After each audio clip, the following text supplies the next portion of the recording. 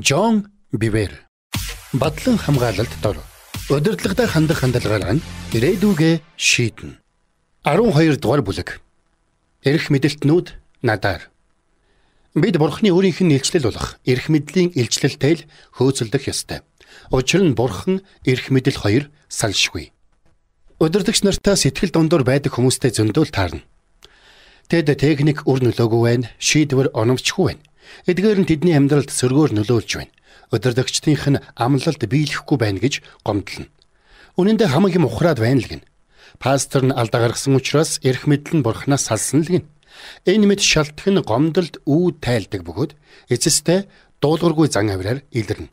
Тэгээд эртөө хизээ нэгэн цагт залмигтэй сүлбэлдэн тэднийг л аюулгүй байлгаж өсгөж өндийлгэх гэсэндээ дээр нь тавьсан Бурхны эрх мэдлээс гажиж одно.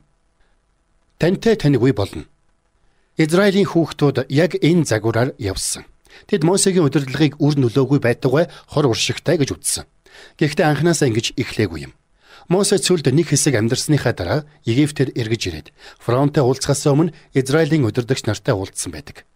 Тэгээд эзэн тэднийг Египтчүүдийн гараас чөлөөлж тэр газраас гаргаад сүү бал халигалсан сайхан уудам нутагт аваачаар гэтлэл 3:8 түүнийг илгээлээ гэж хэлдэг.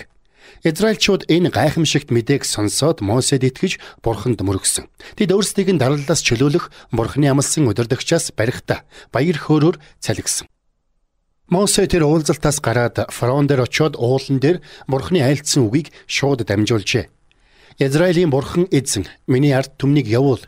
Тэд цөлд надад баярын ёслол үйлдэг гэж айлдаж байна. Фараон тэр эзэн чинь хэн болоод би хэлснийхэн зоргоор Израилийг явуулдаг вүлээ? Би тэр эзнийг чинь мэдэхгүй. Израилийг ч явуулахгүй. Чи яахаараа хүмүүсийг ажлаас нь сатааруулдаг вүлээ? гэж хариулаад тэр өдрөө ажил үргийг нь нэмэгдүүлв. Тэгээд зарц нартаа хилэнтэйгэр Мусайнуудыг ажлаар булаад шүүслээд өг гэжээ. 2-9 дугаар ишлэлийг утгачлан буулгав. Израильчуудын өдөр бүр цогтөг тоосгоныхын сүрэлний хангамжийг зогсов. Тиймээс Израильчууд шөнөөр нь сүрлээ түгээд өдрөөр нь тоосгоо цохих ёстой болжээ. Сүрлийн хангамж зогссон ч хийх ёстой тоосгоны тоо буурсангүй. Израильчууд улс даяар сүрлийн ирэлд гарав. Харгалзагч нар нь ч хатуу харгас гэж жигтэйхэн. Тэд хангалттай тоосго хийсэнгүй хэмээн Израиль боолуудыг толгой төрүүгүй ташуурдан жанчина. Боолуудын өмнөөс ахлах нь хариуцлага хүлээн. Харгалзагч нар тэднийг өчигдөр бас өнөөдрийнхөө ажлын нормыг биелүүлсэнгүй гэж жанчина. Тиймээс Израильчуудын ахлахууд фараон дээр очиод бидэнд ингэтэл бүх хатуурхаач. Биднийг сүрлээр хангахгүй атла. Урдийн тоо хэмжээний тоосго шаардаж байна. Бид өөрийнхөө бус өрөөлийн буруугаас болж зодуулж байна. Танай харгалзагч нар боломжгүй зүйл шаардаж байна хэмээн говьшжээ. Гэтэл фараон Мусайн залах ус ажилч нь Багдад байна да. Хийх ажилтай байсан бол биднийг эзэндээ дахил өргөхөөр явуулаач гэж дэмэрэхгүй байхсан. Ажилдаа буцаад орцгоо. Та нарт ямар ч сүрэл өгөхгүй. Гэхдээ та нар урдийн тоо хэмжээний тоосго үйлдвэрлэх ёстой гэв. Фараоноос тусыг ис олсон Израилийн ахлахууд өөрсдийгөө тун горгүй байдалд орсныг ухаарчээ. Тэд фараоны ордноос гарч явахдаа гадаа хүлээж байсан Мосе Аарон хоёртой уулзаад та нар фараон ба албат нарынхын нүдэнд биднийг жигшүүр болгож биднийг алуулахаар тэдний гарт сэлэм өгч байгаа тул эзэн та нарыг хараад шүүх болтугай. Гэтэл 5:13-аас 21-ийг утгачлан буулгав гэж хэлжээ. Ийхүү Израилийн ард түмэн Мосегийн удирдлагад гонсав. Түүний номлол удирдамж тэдэнд баахан л зовлон болжээ. Тэд Мосегийн эрх мэдлийг Бурханы эрх мэдлээс салгасан нь Мосегийн дээр Тэнгэрийн шүүхийг дуудснаас нь харагдаж байна. Энэ бүхэнд Мосе буруудав. Мосе тэднийг гэж ирээгүй байсан бол фараон тэдэнд хатуурхахгүй байж. Тэднийг самуурсан муу удирдагч ийм байдалд оруулаагүй. Энэ бүхнийг Бурхан өөрөө найруулан удирдах байгааг тэд ухаараагүй. Эзний их гарын төлөвлөгөө урдаас мэдэх мэдлэгээс гадуур өрнөдөг зүйл байхгүй. Эзэн Мосед фараонтой ярилцахыг тушаасан. Эзэн өөрөө фараоны зүрхийг хатууруулсан. Диавол юм уу Мосе бус. Үүнийг дараах хэсгүүд маш тодорхой хэлдэг. Эзэн фараоны зүрхийг хатууруулсан тул тэр Израилийн хөвгүүдийг нутгаасаа явуулсангүй. Гэтэл 11:10, 9:12, 11:20, 20:27. Фараоны зүрх хатуурах тусам Авраамийн үр садын амьдрал улам хэцүүдэж байв. Олон зовлон, гай гамшигын дараа Израильчууд Египтээс чөлөөлөгдсөн ч зах хязгааргүй цөлд тэнүүчилж эхлэв. Хүнс усгүй тэд дахиад л Мосе бидэнд эрхчлөө, элбэг дэлбэг байдлыг амлаагүйсэн билүү?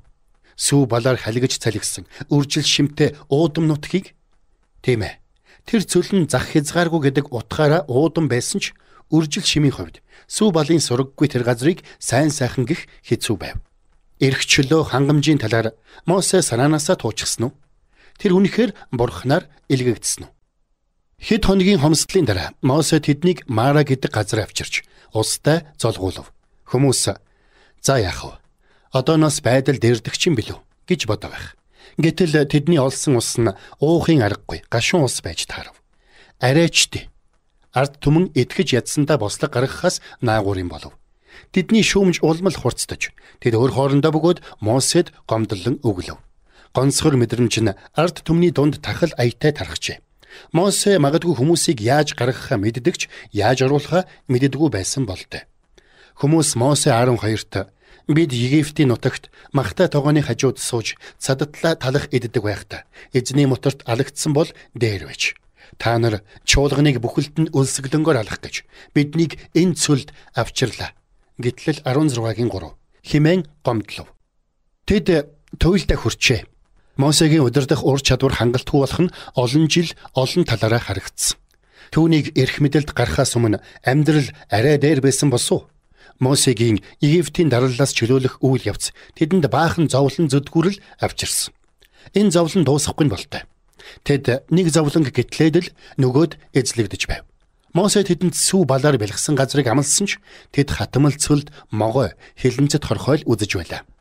Мосе газраа андуурчихсан юм уу? Аль эсвэл өөдгүй муухан болтой. Ядаж л фараонид тэд хоолтойгоо байсан. Гэтэл Мосе тэднийг яг өлсгөж алах гэж байна. Египтэд амьдрал болоод л байсан. Тэдний энэ гомдол буцалсаар цөмөөрөө тэргүүлэгчийг томилоод Египт руу буцацгаая гэж хэлэхдээ тулжээ. Тооллого 14:4. Гэтэл бурхны томилж өгсөн удирдагчаас залхсан тэр хүмүүст Мосе юу гэж хэлснийг үзнэ үү? Эзэн оройн та нарт идэх мах өгч, өглөөн та нарт цадтал талах өгнө. Учир нь өөрийнх нь эсрэг та нарын гонгинон гомдлохыг эзэн сонссон. Бид юу юм бэ? Гонгинон ч бидний эсрэг биш, харин эзний эсрэг юм. Гэтэл 16:8. Тэдгээр ирчүүд эмэгтэйчүүд өөрсдийгөө бурхны эсрэг бос гагцхүү Мосегийн эсрэг гомдол гаргаж байна л гэж боджээ. Тэд өөрсдийгөө бурхан Мосе хоёрыг ялгахтайгаа гэж бодож. Тэд дуулууртай байдлын зарчмаар бос учир зүйн гаргалгаагаар амьдарчээ. Хараа нөхцөл байдлаасаа ургуулдаг учир зүйн гаргалгаагаар явдаг хүмүүс нь мунхаглалын зам дээр гардаг. Тийм хүмүүс хувь тавиландаа хүрдэггүй бол эрх мэдлийг хүлээн зөвшөөрч дуулууртай дагдаг Йошуа, Калеб хоёр шиг хүмүүс нь амлагдсан газарт орно. Хэрв би ялгаж чадаж байвал яах вэ? Та өөрийгөө удирдагчийнхаа тодорхой бөгөөд шуурхай шийдвэрээр шүүгдсэн Израилийн хүүхдүүдээс хавьгүй ухаантай хэмээн сэтгэж болох. Та өөрийгөө магадгүй Йошуа шиг сүнслэг хэмээн үзэж байж болох. Та Мосег зөв гэж харж чадаагүй Израилийн хүүхдүүдтэй адилгүй учраас Йошуатай хамт зогсох байсан гэж бодож байгаа байх. Магадгүй.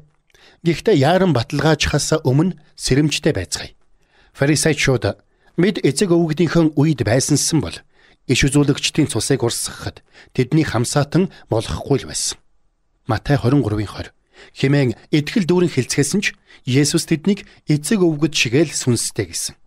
Бүх асуудал нэгэнд тодорхой болчихсон. Ном бичигт ч гэсэн байхад тэр нь зөв, тэр нь буруу байсан гэж хэлэх амархан.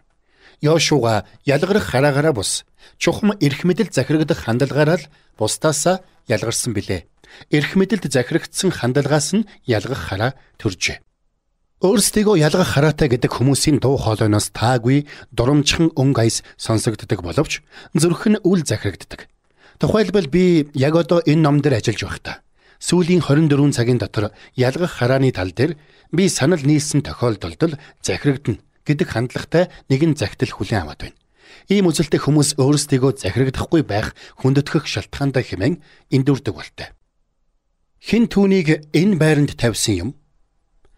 Та Хэрэв удирдагч маань онцгүй сонголт хийгээд байгааг нь би мэдээд байгаа бол яах вэ? Баларч дуусна гэдгийг нь мэдсээр байж үгээр нь явсаар байх уу гэж асууж магад. Би ч өнгөрсөн хугацаанд тэд муу шийдвэр гаргаж байна. Тэд бурхнаас зөрж байна. Тэд сөрөг нөлөөнд ороод байна. Би үүнийг нь төсвөрлөж чадахгүй хэмээн шаналлах тохиолдол олон байсан. Тийм боловч эргээд харахад ихэнх тохиолдолд миний бардам зүрхэл өөрийнхөө бие даасан байдлыг тийхүү илэрхийлдэг байжээ. Би олон жил пасторынхаа гүйцэтгэгчээр ажилласан бөгөөд шийдвэрт нь эргэлзэх тохиолдол бишгүй гардаг байлаа.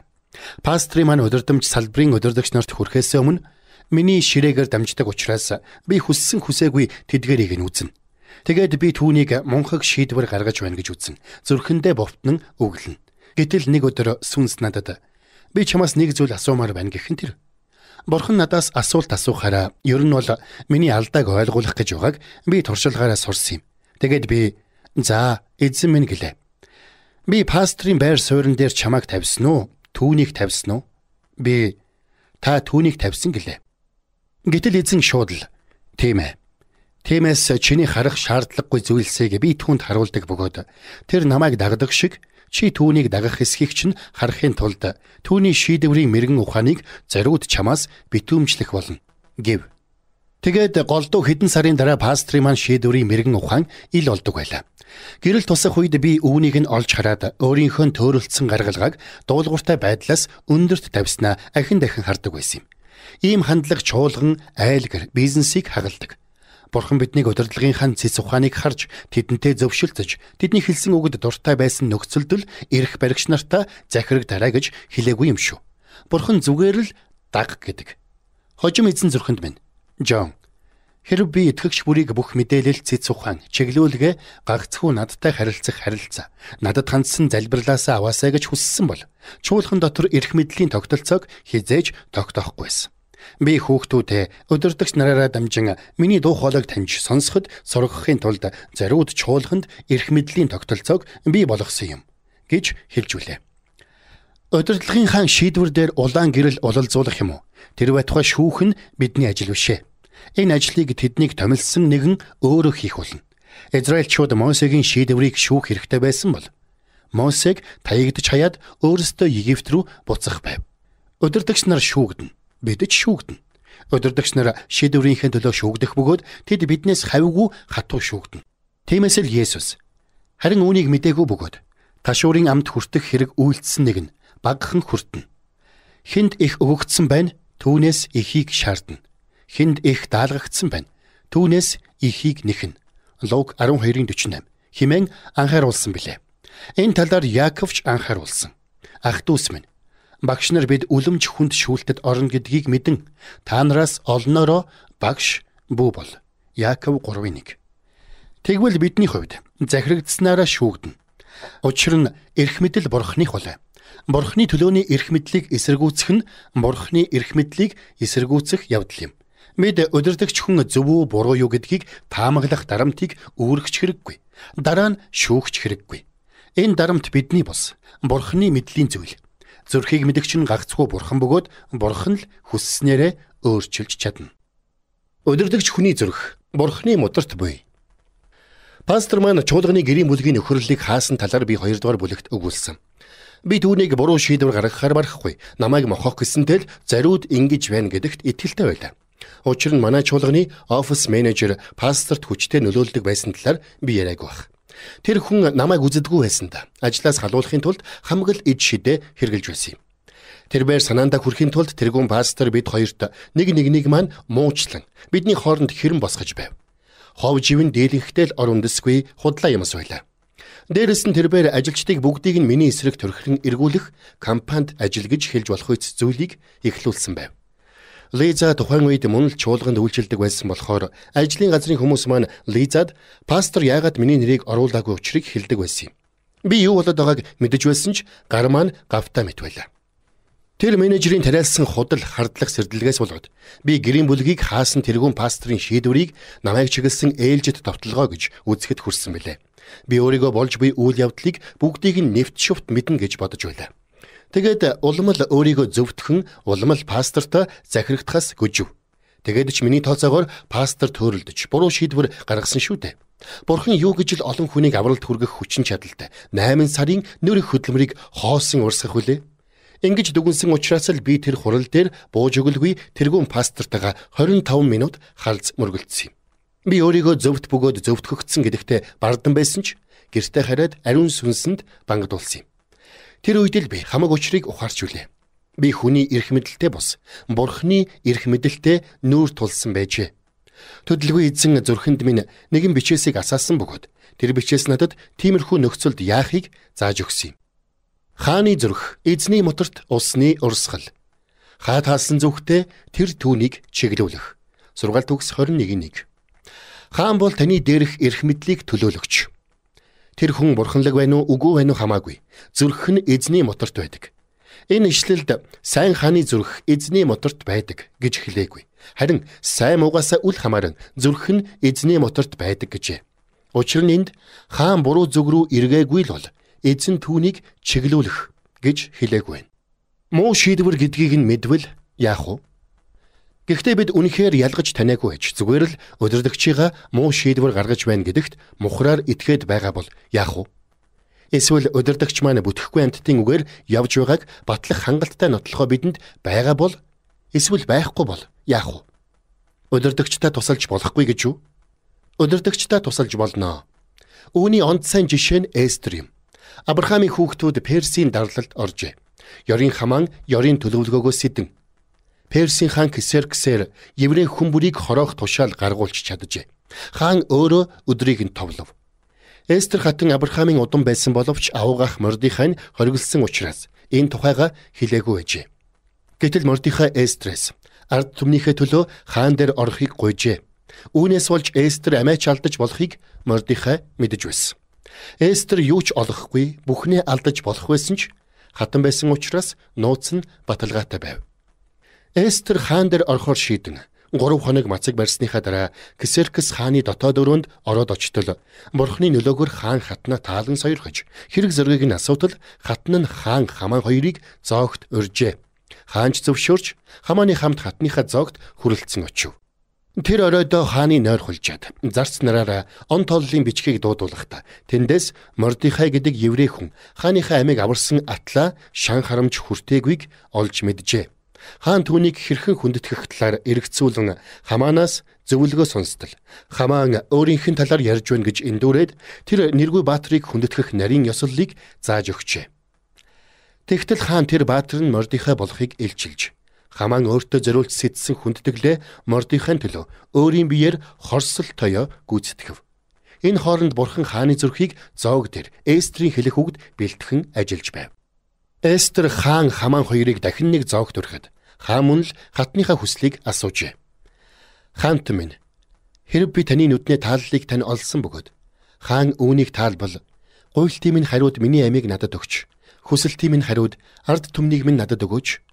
Учир нь бич миний ард түмэнж мэд устгуулж, алуулж, хүйс тэмтрэгдэхэр худалдагдаад байна. Хэрв бид эрэм боолууд болж худалдагдсан бол энэ нь хаант нь шархтсантай дүүх завинал бус тул би дуугүй байх байсан. Эстер 7:3-4. Энд тэмдэглүүштэй хэд хэдэн зүйл байна. Нэгдүгээрт хаан хараажийн аимшигтай үндэслэлгүй шийдвэр гаргасан байсан ч Эстер хааныгаа хүндэтгсээр захирагдсаар байсан. Хоёрдугаарт Эстер цэцухана зөвхөн өөрийнхөө сайн сайхны төлөө бус бас хааныхаа сайн сайхны төлөө үнэхэрийн даруй байдлаар илэрхийлсэн. Эстер хүсэлтэд хэлсэн ч эцсийн шийдвэрийг хаандаа үлдээсэн. Тэрээр таалуурчны үгийг сонсдог. Яасан дүүрч гисэн хаан бэ? Энэ тушаалыг гаргаснараа та ямар алдагдал хүлээхээ ойлгохгүй байна уу гэж хэлээгүү. Эстер нэг л зүйлд найдсан. Бурхан хааны зүрхийг эргүүлнэ гэдэгт. Тэгэд эзэн түүний зөвлөгөөг эргүүлж хаан ёрийн хамааныг дүүжилж еврейчүүд алалгаас аврагджээ. Удирдагч нь үннийг мэдэхгүй байгааг Эстер зүгээр нэг таамаглаагүй, баттай мэдсэн. Тиймээс хаан дээрээ даруухнаар явж ороод шийдвэрээ өөрчлөлтөл нь болж буй үйл явдлыг танилцуулж чаджээ. Тэрээр хааныгаа доош хийгээгүй, дарамтлаагүй, хүчлээгүй, зүгээр л хааны зүрхийг чиглүүлэх ариун сүнсний хүчинд итгэсэн байна. Бүрэн ойлгоогүй байж. Дээрх бичээсээр удирдагч нь буруу нөлөөнд автаад зогсохгүй. Бүх асуудлыг бүрэн мэдээгүй, ойлгоогүй байж шийдвэр гаргажээ. Тэгвэл Давид Саул хоёрын жишээ бий. Филистиний үлэмж биетэн Бурхны цэргүүдийг 40 хоног доромжилсан. Тэрбээр дайраад ирэхийн давсаг байна уу? Гүйгээд ирэхийн гүзээ байна уу? Үхэгсэхээ ганц л тулаанаар шийдий хэмээн Израилийн ардын армийн цэргүүдийн зүрхийг өхүүлэн тавлжээ. Гэтэл Давид хүү гүйж ирээд цэргүүд нь үлэмж биетэй цэргийн сүрдүүлгээс имээн бэмбгэнж байхыг үзв. Бурхан Давидын зүрхэнд дайт гисэн. Гэтэл Саул хаан Давидыг үзээд "За хүү минь, чи байлдана гэж байхгүй. Чамайг ялагдахаар бид чинь энэ улсын дор орно" гэсэн утгатай үг хэлдэг. Давид энэ үгэнд хэгжүүрхэж хэдэрлээгүй. Зүгээр л учирлан гуйсан. Гэвч Давид Саулд "Боол нь эцгийнхээ хоныг хариулдаг байсан. Арслан юм уу баавга ирээд хонин сүргээс минь хураг авч явхад би араас нь хөөж очиод түүнийг давталж түүний амнаас хургаа авардаг байсан. Хэрв тэр над руу дайрвал би сахлаас нь шүүрэн авч түүнийг цохиж алдаг байв. Таны боол би арслан баавгайн аль альнийг нь алсан билээ. Тэр хоцлуулаагүй Филист хүн амьд бурхны цэргийг шившгэлсэн тул тэдний нэгэн адил болох болно" гэж хэлв. Давид цааш нь "Арслан баавгайн савраас намайг аварсан эзэн тэр Филист хүний гараас ч намайг аварна" гэв. Саул Давидэд "Яв өгтөн, эзэн чамтай хамт байх болтугай" гэж хэлв. 1-р Самуэль 17-гийн 34-өөс 37. Давид эрх баригчтай мэдээлэл өгөхдөө туйлын хүндэтгэлтэй ханджээ. Тэрбээр хааныхаа шийдвэрт дутагдсан мэдээллийг хүндэтгэлтэйе танилцуулаад хааныхын зүрхийг эргүүлэх ажлыг бурханд даатгажээ. Тэрбээр зүрхэнд нь бурхны суулгасан итгэл үнэмшил хааныхын шийдвэрийг давж гарахыг мэдэж байжээ. Давид даруй ээж захирагдсанаар бурханд ажиллах боломжийг нь олгосон бөгөөд эзэн Саулын зүрхийг эргүүлэхэд Саул "Яв, эзэн чамтай байг" 1-р Самуэль 17-гийн 37 гэжээ. Жинхэнэ зуучлал. Шийдвэрээ гаргачихсан удирдагчаасаа учирлан гуйсаар шийдвэрийг нь өөрчлүүлж чадсан бичээсийн өөр нэгэн баатар бол Абигаил юм. Тэрбээр Набал гэдэг хахир молгоо баяны эхнэр байв. Саулаас амиа авран зогтож явсан Давидэд хоол хүнс хэрэгтэй байсан тул найр наадмын улирал тохиож байна. Өгөөмрөөр ханган байгаа хэмээн найдсандаа Набал руу хүмүүсээ явуулжээ. Урд Давид Набалын зарц нарыг хамгаалахдаа түүнээс юу ч аваагүй байв. Гэтэл Набал Давидын хүсэлтийг няцаагаад зогсохгүй. Элдвээр гутаан доромжилжээ. Хэлгэнсэн Давид ч өшөө авч Набалын голомтыг самархаар 400 цэргээ цуглуулв. Гэтэл энэ мэдээ Набалын гэргий Абигаилд хүрч тэрбээр өтөр түргэн талах, дарс, бууд, үзэм, инжир тэргүүтнийг зэхэд Давид тэргүүтээ цэргүүдийг тоссон очжээ. Абигаил Давидыг үзэхдээ унаанасаа бууж очиод өмнө нь сун мөргөөд ингэж гуйжээ. "Эзэн минь, зөвхөн миний буруу. Өөрийн шивгчнийг яриулж өчхийг нь сонсноо. Эзэн минь, тэр хидэрхэн Набалыг бүү хайхрахтун. Учир нь тэр өөрийнхөө нэртэй адил хүн. Тэр Набал нэрэндээ таарсан мунхаг нэгэн билээ. Таны шивгчин би, харин эзний илгээсэн залуусыг хараагүй юм. Тийм учраас одоо эзэнтэй минь, эзэн амьд, мөн таач амьд. Эзэн таныг цус урсгахаар явахыг зогсоож, таны гараар өшөө авахыг нэгэнт болиулсан тул эзэнтэнд минь хор хөнөөл болохыг хүсэгчд болон дайснууд тань Набалтай адил болох болтугай. Эзнийг минь дагалдаж яваа хүмүүст өгөхөөр шивгчнээс тань эзэнтэнтэй авчирсан ерөөлийн бэлэг одоо энд байна. Та шивгчнийхээ гэмт үйлдэлийг өршөөн сойрох. Эзэн заавал эзэнтэнд минь бат бих гэрийг барьж өгнө. Учир нь эзэнтэн минь та эзний тулалдааныг хийж байгаа билээ. Насан турш бузар муу танаас бүү олдог. Хэн нэгэн хүн босон таныг мөшгөн хөөж, таны амьд халдахыг эрмэлзвэл эзэнт нь таны ам, таны бурхан эзний амийн баглаанд уягдах болтугай. Харин таны дайснуудын амийг эзэн дүүгүүрт хийж, дүүгүүртэн хаях болно. Эзэн танд амлсан сайн сайхан бүгдийнхээ дагуу эзэнтэнд минь гүйцэтгэж, таныг Израилийн ноёноор томилох цагт эзэнтэн минь шалтгаангүйгээр цус урсгасан, эсвэл өөрийн гараар өшөө авснаас болсон харуусал, зүрх сэтгэлийн саад дотгор танд бүү байг.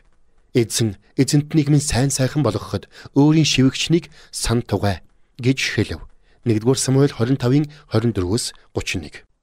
Абигаил нөхрийнхөө төлөө, гэр бүлийнхээ төлөө, бас Давидын төлөө юу хийснийг жигсая. Тэрбээр өөрийгөө Давидын зарц болохыг ахин дахин хэлэхдээ Давидыг үнэн голоосоо хүнддэgjээ. 2. Тэрбээр Давидэд болоод түүний ирчүүдэд өгөөмөр бэлэг барихтаа тэдэнд үнэн голоосоо санаа тавьжээ. 3. Тэрбээр бүх хариуцлагыг өөр дээрээ авснараа гэр бүлийнхээ төлөө зуучлан гуйсан. Үнэн дээр бүр миний зөрчил нүгэл гэж хэлсэн. 4. Тэрбээр Давидыг цус урсгаж гараа бузарлах нүглээс хамгаалсан. 5. Тэрбээр Давидэд Бурхан түүний өмнөөс өшөө авч амлснаа биелүүлэхийг сануулсан. 6. Тэрбээр Давидаас сайн явахдаа өөрийг нь мартахгүй байхыг гуйсан. Та энэ эмэгтэй тэгээд нөхрөө яаж хүндэтгсэн юм гэж асууж болох. Тэр нөхрийнхэн амийг аварсан. Нөхөр нь Бурханы тохон томилсон ирчүүдийн өмнө нүгэл үйлдсэн. Абигаил нөхрөө өмөрсөн бол Давидэд бүрчих өшөө авах шалтгаан гаргаж өгөх байсан. Тэрбээр зүгээр л Давидын гал дээр тос нэмж гарцаагүй үхлээ дуудах байсан. Үхэл авчрах хүндэтгэл ямар ашигтай гэж Абигаил Набалыг огт хүндэтгээгүй бол эндээс зайлах минь энэ маанаг шангаа хүртээд алуулаг гэх байсан биз. Эсвэл Давид дээр очиод би энд хамаагүй шүү. Би таны хүсснийг өгөх л байсан. Манай мангарахаар юу хийснийг дуулаад танд болоод танаа ирчүүдэд жаахан хүнс авчирлаа. Гэхдээ та манай мангарыг албалал. Та юу ч хийсэн тэр шангаал хүртэж байгаа нь тэр гих байсан биз. Нөхрийгөө үл хүндэтгсэн хүн ингэх л байсан. Хэн нэг хүний төлөө зуучлан гуйх нь тэр хүний зөрчлийг үл тоож байгаа явдал бос. Харин ч хүлээн зөвшөөрч байгаа явдал юм. Тэгээд ялтан шүүх хоёрын хооронд зогсоод үндсэндээ тийм ээ. Тэр хүн шүүгдэх ёстой хүн мөн боловч түүнийг өршөөхийг гуйж байна. Би шүүхийг өөр дээрээ авч түүний өмнөөс зогсож байна гэж хэлж байгаатай л адил юм. Абигаил яг л ийм зүйл хийсэн. Давид шүүхийг тогтоохоор ирсэн бол Абигаил өршөөл гуйхаар ирсэн. Тэрбээр шивгчнийхээ нүглийг өршөөнс сойрох гэсэн. Абигаил Давидыг өөрийнхөө гараар өшөө авч аллаг уйлдах нүглээс хамгаалan өгүүлжээ. Бурхан чи ард олныхоо хөвгүүдийн эсрэг бүү хонзогно. Аливаа зэвүүцлийг бүү хадгал. Лев 19:18 гэсэн билээ. Абигаил бараг л амьдрал үхлийн хооронд хөндлөсөн зогсоод Давидын төлөө шудраг ёсыг иржээ.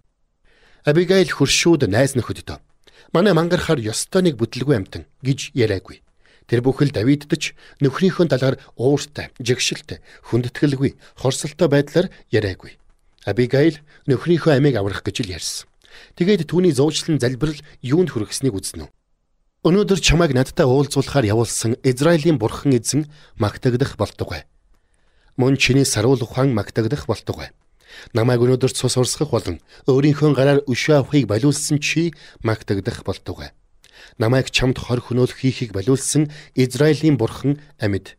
Хэрв чи надтай уулзахаар яаран ирээгүй бол үүр цай хүртэл Набалд ганц ч эр хүстэн үлдэхгүй байх байсан гэж хэлв.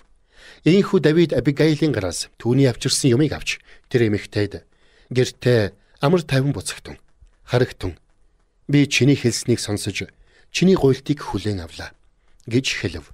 1-р Самуэль 25:32-оос 35. Абигаил гэртээ эргэж иртэл нөхөр нь өөртөө зориулан найр хийж байв.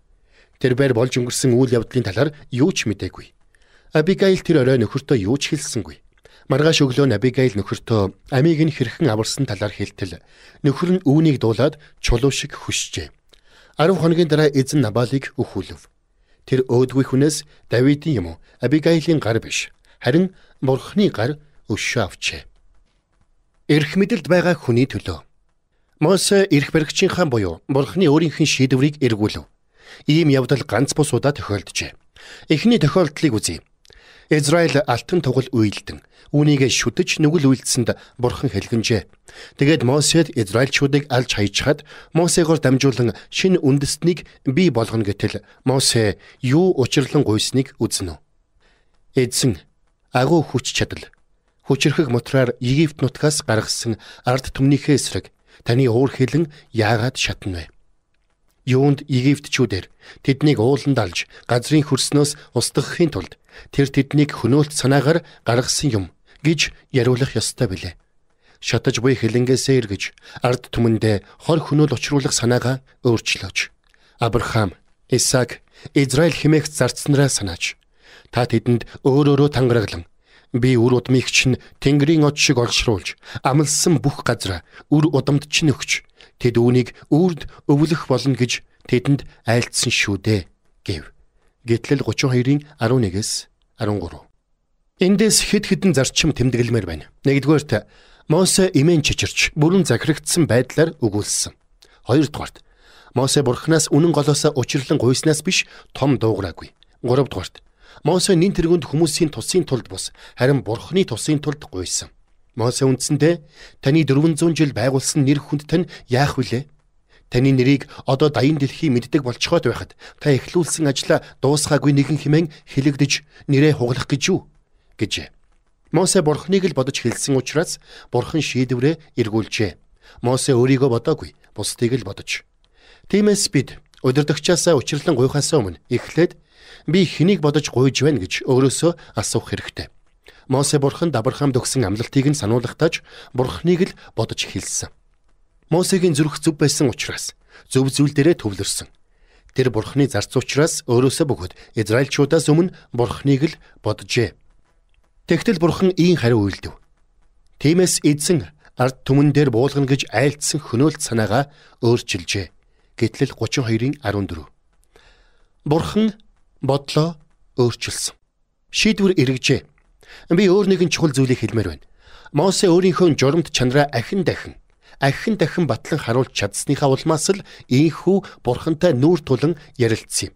Тухайлбал манай Messenger International байгууллагад олон жилийн турш Лиза бид хоёрт үнэн чанараа батлан харуулсан хүмүүс байдаг. Тэд дөнгөж шинээр ажилд орж байгаа хүмүүсийг бодохноо бид хоёртой илүү ойр байж арай өөр төвшөнд харилцдаг. Удирдагчийнхаа амьдралд шууд хандах эрхийг олж ав. Үүнийг гагцхүү шудраг журам үнэнч итгэмжтэй зан чанараар л олж авдаг юм. Хүн бүрт ийм завшаан олдоод байхгүй. Өөр нэг чухал зүйл нь Мосе Бурхны шийдвэрийн талаар бусадтай бус шууд Бурхантай өөртөө нь ярилцсан. Израильчууд юм л бол эзний арга замыг голж шүүмжилж байсанд эзэн уурлаж энэ явдлыг нь үзэн ядаж байв. Энэ нь тун аюултай үйлдэл бөгөөд үүнээс боломжтой бүх аргаар сэргийлж явах хэрэгтэй. Бид эрх баригчдынхаа гаргасан шийдвэрийн талаар өөр хоорондоо гоншгонох юм бол хагарал тэрсэллийг тарина. Тэгээд үүнээсээ болж зайлшгүй шүүгдэхийг өөр бүлгээс үзсэн. Би ажилчидтайгаа санал зөрдөг. Ажилчид маань намайг дутуу мэдээлэл дээр үндэслэн шийдвэр гаргалаа гэж үзэх юм уу? Эсвэл тэдэнд миний шийдвэр дээр нэмж болох шин санаа байвал надад чөлөөтэй хандаж болно. Гэхдээ тэд санаагаа эхнээс нь дуустал сайтар эргэцүүлэн бодож байгаад ойлгомжтой танилцуулах шаардлагатай байдаг. Би шинэ мэдээлэлтэй танилцахаараа ямар ч асуудалгүй шийдвэрээ өөрчилдөг. Харин хэрэв бид ярилцсан ч би хуучин шийдвэр дээрээ зогсвол тэд зүгээр л намайг дагаад урагшаа явдаг. Хэрэв бид нэгэн санаагаар хөдөлсөн ч миний буруу байж таарвал Бурхан биднийг хамгаалдаг. Би ч миний хүмүүс ч цэвэр зүрхээр үйлдсэн учраас Бурхан биднийг хамгаалдаг.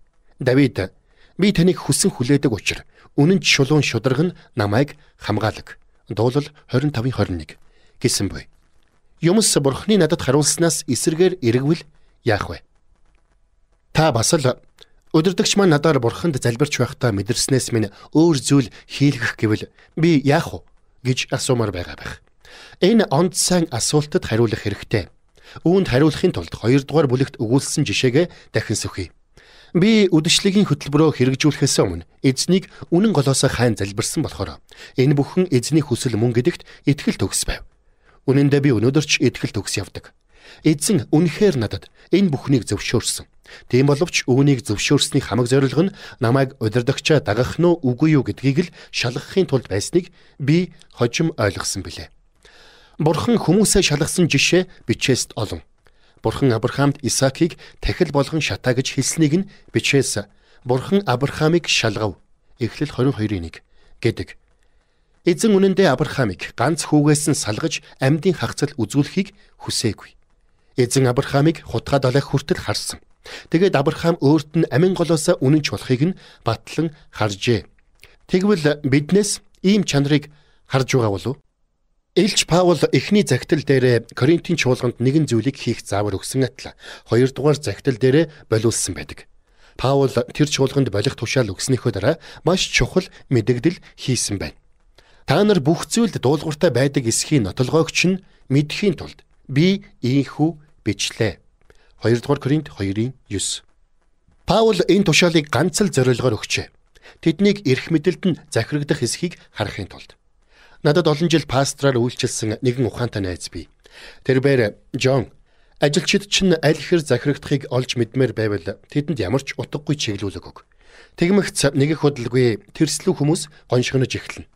Тэр цагт би тэр хүмүүсийг зэгцлээд дараа нь хэвийн ажиллагааны чиглүүлэг өгдөг гэж хэлж үлээ.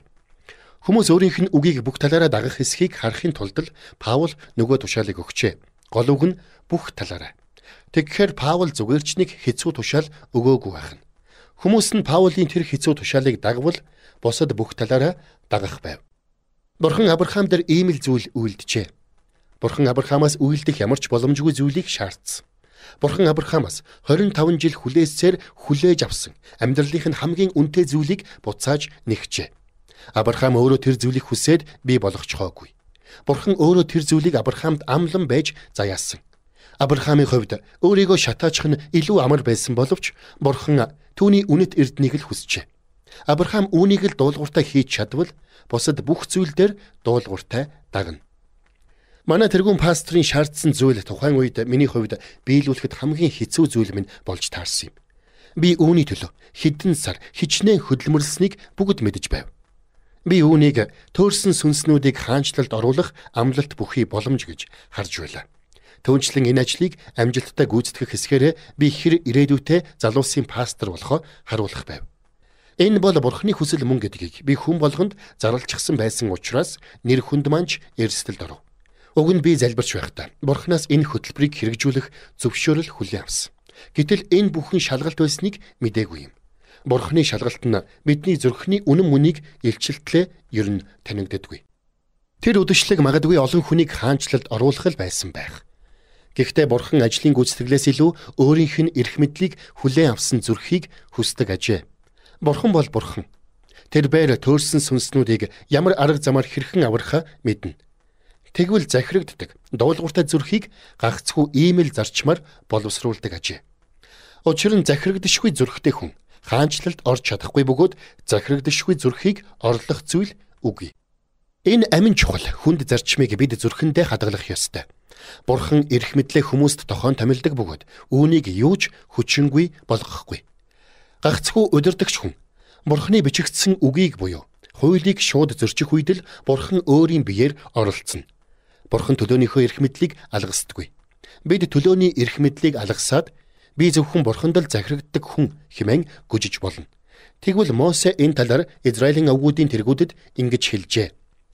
Эзний тушаалсан үг нь энэ болоо. Хэрв эр хүн сэтгэлээ үүрэгт хүлэхээр эзэнд ам өчиг өгч тангараг өргөсөн бол тэр өөрийн үгийг зөрчих ёсгүй. Тэрээр амнаасаа гаргасан бүхний дагуу үйлдэх ёстой. Хэрв эмэгтэй хүн залуу наснда эцгийнхээ гэрт өөрийгөө үүрэгт хүлээд эзэнд ам өчиг өгөх үед түүний ам өчиг болон сэтгэлээ хүлсэн үүргийг эзэх нь сонсоод түүнд юуж хэлэхгүй бол охины бүх ам өчиг нь батлагдах бөгөөд сэтгэлээ хүлсэн үүрэг бүр нь батлагдах болоо. Гэвч эзэх нь сонссон өдрөөл түүнийг хориглох аваас охины андгай болон сэтгэлээ хүлсэн түүний үүргийн аль нь ч тогтохгүй. Эзэх нь түүнийг хориглосон тул эзэн тэр охиныг уучлах болно. Тооллого 31:5. Мосе энэ зарчмыг цааш нь эхнэр нөхөр хоёр дээр хэрэгжүүлэн бэхжүүлжээ. Дээдийн дээд бөгөөд шууд эрх мэдэлт Бурхан төлөөнийхөө эрх мэдлийн дэмжсэн зүйлийг дэмжиж, ницаасныг нь ницаадаг. Эзэн төлөөнийхөө эрх мэдлийг хүндэтгдэг. Залуу эмэгтэй аавынхаа эрх мэдэл дор, эхнэр нь эр нөхрийнхөө эрх мэдэл дор байх тул Бурхан эмэгтэйг чөлөөлөөд аавтай нэмүү эр нөхөртэй нь ярилцсан. Бичээсийн ерөнхий зөвлөгөө болох энэ зарчим нь гэр бүлийн нэгж дотор төдийгүй төлөөний эрх мэдлийн бүх талбар дээр хэрэгжинэ. Дахин хэлэхэд эрх баригч нар биднээс Бурханы тушаалыг зөрчихийг шаардсан цорын ганц тохиолдол дээр л бид эрх баригчдаа дагахгүй байж болно. Үйлчлэл дээр байгаа хүмүүс пастор надад үүнийг битгий хийгээрэй гэсэн. Гэхдээ тэр Бурханыг сонсохгүй. Тиймээс би тойруу замаар хийх л болно гэж ярих нь даанч харамсмаар. Та юу ч гэж сонссон гэж итгэж байж болно. Гэхдээ та дээр буй хүмүүсийн чиглүүлгийг сүрж байгаа бол Бурхантай өөртөө нь сөргөлдөж байна гэж мэдээрэй. Ийм жишээ дуусахгүй. Зүрхэнд маань нэгэнд илчлэл ассан бол олон асуулт хариу авч олон асуудал шийдэл олдог юм билээ. Энэ ном залхмаар жишээ, тайлбарын цоврал шиг санагдах учиргүй. Бид Бурханаас өгсөн эрх мэдлийн илчлэлийг мөшгөх ёстой. Учир нь Бурхан түүний эрх мэдэл хоёр салшгүй. Бурханлагаар захирагдах зарчмыг зүрхэнд чинь суулгаж өгөхийг Бурханаас үнэн голоосоо гуйгаарай гэж би танилцуулах хэсэг дээрээ ятхан урамшуулсан. Эсбөгөөс та номынхон адаг дээр, номынхон эхэнд байснаасаач олон эргэлзээтэй хоцорно. Дараагийн бүлгээрээ эрх мэдэлтнүүдийн шударга бус харгас хатуу хандлагыг хэрхэн хүлээн авах талаар сурч, энэ тохиолдолд Бурхан бидэнд ямар сүр жавхлантай төлөвлөгөө зэгсэн байдгийг олж мэднэ. Та Джон Биверийн Бадлан хамгаалалт дор удирдлагатай хандах хандлагаараа ирээдүгөө шийдэн номын 12 дугаар бүлгийг сонслоо.